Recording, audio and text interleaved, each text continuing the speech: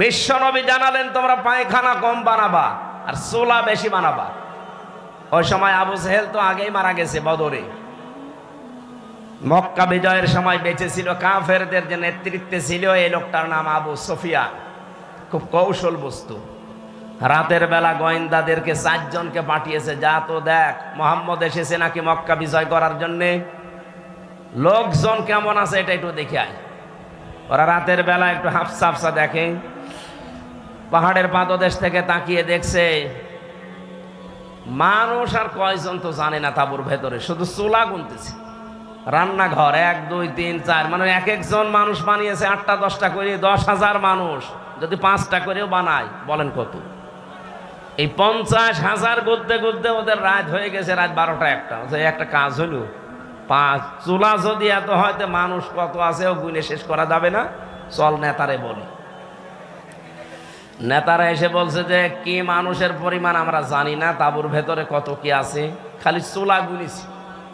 রান্নাঘর গণনা করতে করতে রাত প্রায় অর্ধেক হয়ে গেছে, আমরা চলে আসলাম, মানুষের হিসাব আমরা জানি না। ধমক দিয়ে বলছে পাঠালাম তোদের মানুষ গণনা করতে, তোরা চুলা গুনলি, তোদের দিয়ে হবে না। আরো নতুন 4 জনকে ভোরবেলার দিকে পাঠিয়েছে, যা এবার দেখ।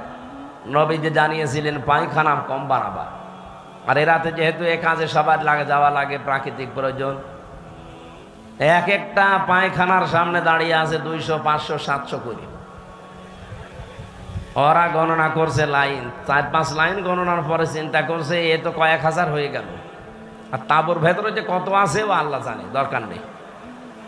যে বলছে কত মানুষ আছে গণনা করতে পারেনি, কিন্তু পায়খানার সামনে যে লাইন, 4-5 লাইন গণার পরে আমাদের আর সহ্য হয়নি, চলে এসেছি। গণনা করতে পাঠালাম কি আর তোরা গুনলি কি, তোদের দিয়ে হবে না, আমি নিজে একা যাব। সকালবেলা গেছি, রোদ পড়ছে যখন, চিকচিক করে তরবারির উপরে 10,000 মানুষ দাঁড়িয়ে আছে সকালবেলা। হযরতে আব্বাস রাদিয়াল্লাহু তাআলা আসছিলেন এই দৃশ্য দেখার জন্য। পাহাড়ের পাদদেশে দাঁড়িয়ে আবু সুফিয়ান তাকিয়ে দৃশ্য দেখে হযরত আব্বাসকে দেখতে পেলেন। বললেন, আব্বাস মনে হচ্ছে তোমার ভাইয়ের ছেলে ভাতিজা আজ বিশাল বাদশা হয়ে গেছে। তার মশান কি 10,000 তরবারি নিয়ে একা একা গিয়েছিল, অথচ আজকে এসেছে 10,000 মানুষ নিয়ে।